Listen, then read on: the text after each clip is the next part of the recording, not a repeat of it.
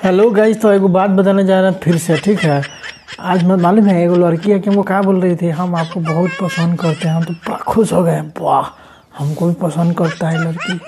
फिर बोलते हैं आपका स्माइल बहुत क्यूट है, मतलब वाह।